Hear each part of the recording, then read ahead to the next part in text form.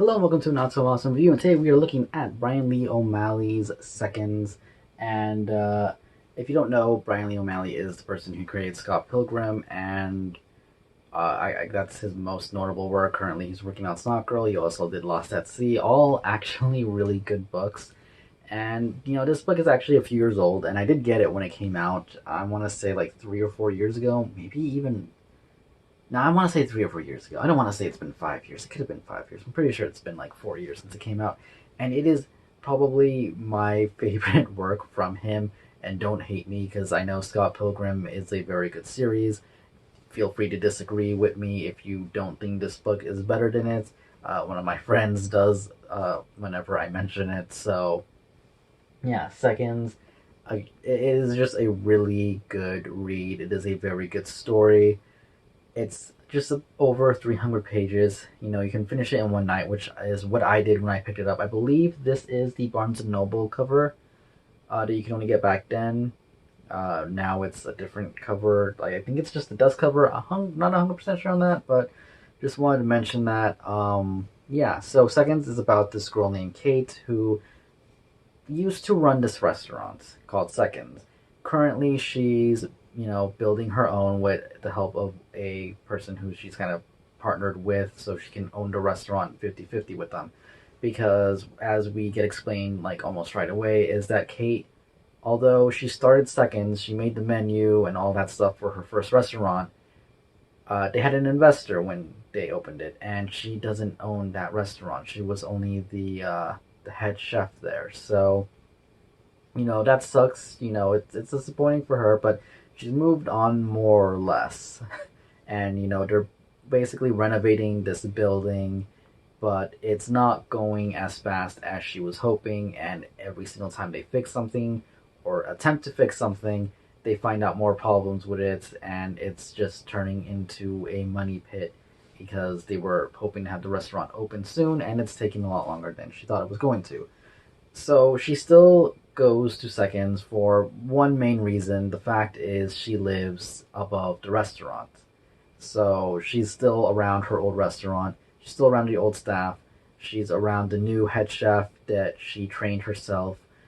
She's around some of the other employees that she doesn't really get along with, but they're there.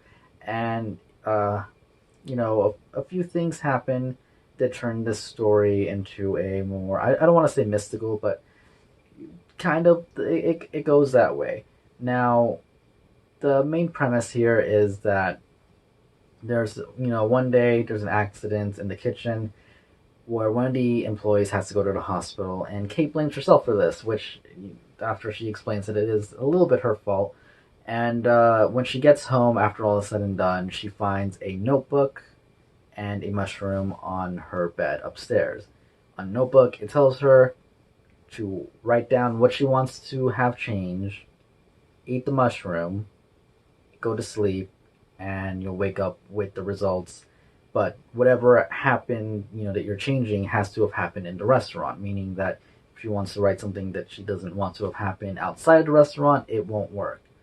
So she tries this, wakes up the next day, and finds out that the employee never had their accident because of this, and things go from there. She starts kind of taking advantage of this mystical thing, and we get explained later that there's this thing called the house spirit, and the house spirit in this case is named Liz, and Liz and Kate don't seem to get along very well, and the story progresses from there.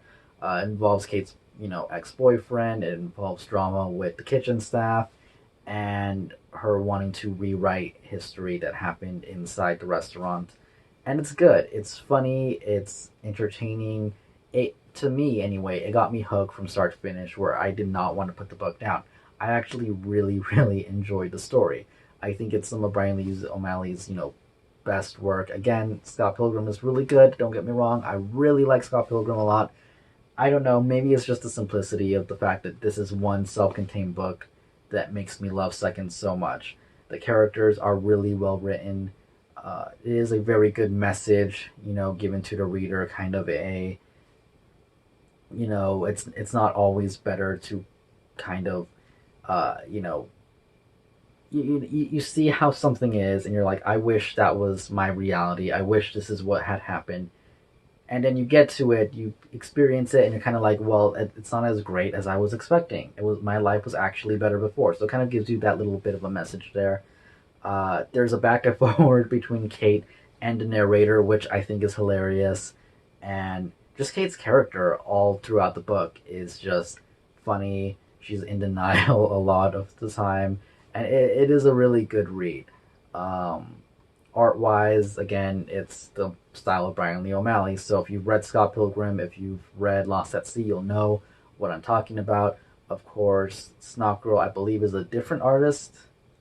It's not that style anyway. If it isn't, but I'm pretty sure it is a different artist. But it's still, a really good book. I highly recommend it. I know I'm a few years late on this review, but I just reread it like this last week. I reread it in 2 days, and again, it's just a really good book that if you haven't picked up, I really, really recommend it. Nothing much else to say there. I don't really want to get into spoilers or anything on this one because I do believe you should just check it out. If you're a fan of any of his other work, you definitely need to check this one out. So, yeah, that's my review, 4 seconds. If you guys enjoyed it, if you did, subscribe for more, and I will see you guys later. Goodbye.